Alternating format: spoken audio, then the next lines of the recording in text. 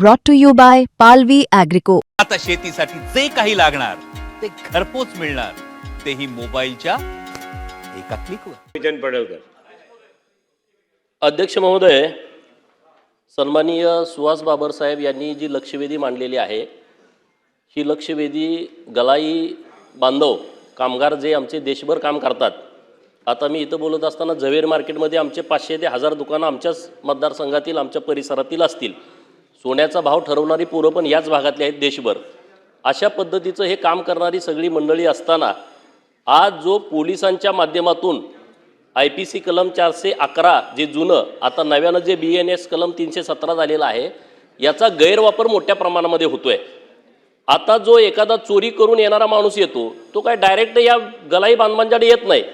तो कोणतरी त्यांच्या ओळखीचा माणूस असतो, व्यापारी, ज्वेलर्सवाला छोटा, सोनार काम करणारा, त्यांच्याकडे येतो. ते लोक येऊन गलाई कामगारांच्याकडे आमच्या गलाई करतात. 1 किलो सोनं गाळल्यानंतर त्याला मजुरी किती मिळते? 100 रुपये. तो परत जातो टेस्टिंग करण्यासाठी. प्रश्न विचारा. टेस्टिंग करणारा पण माणूस कोण आहे? तो आमचाच माणूस आहे. त्याच्याकडे तुम्ही त्याला पैसे किती मिळतात? 50 रुपये. टेस्टिंग केल्याच्या नंतर माल जाऊन तो ज्वेलर्सवाल्याकडे विकतो. हे जेव्हा पोलीस पकडतात, ही सगळी चेन पकडतात. 100 ग्राम सोनं जर तुम्हाला रिकव्हरी करायचं असेल, तुम्ही 1 किलो पर्यंत रिकव्हरी करताय. याला जबाबदार कोण? तुम्ही SOP तयार केली आहे. माननीय मुख्यमंत्री महोदयांचं मी अभिनंदन करतो.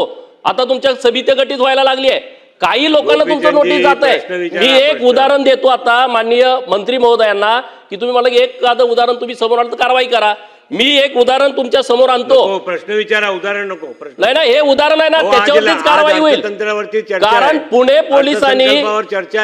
पुणे पोलिसांनी आमच्या ढालगाव तालुका कवठे मंकाळ मधले जे व्यापारी आहेत, ज्वेलर्सवाले, ज्योतिर्लिंग ज्वेलर्स, पोपट दबडे यांच्या दुकानात हे पोलीस आले.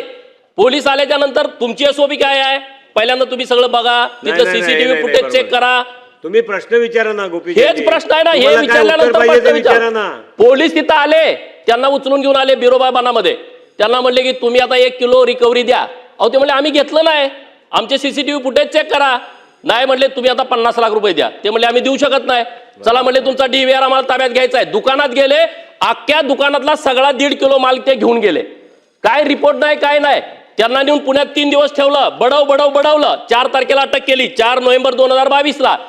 7 तारखेला त्यांना तिथं कोर्टामध्ये हजर केलं. 3 दिवस त्यांना बडवलं.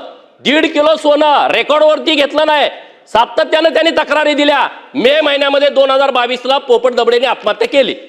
ह्या प्रकरणाची चौकशी अभिजित पाटीलनी, त्या सगळं चोर लुटून नेलंय त्यांनी, त्याच्यावरती कारवाई होणार का? हा नंबर 1 माझा एक पहिला प्रश्न. दुसरा प्रश्न, आमची लोक सगळी देशभर आहेत, तिथल्या लोकांच्याकडे ते जाऊ शकत नाहीत.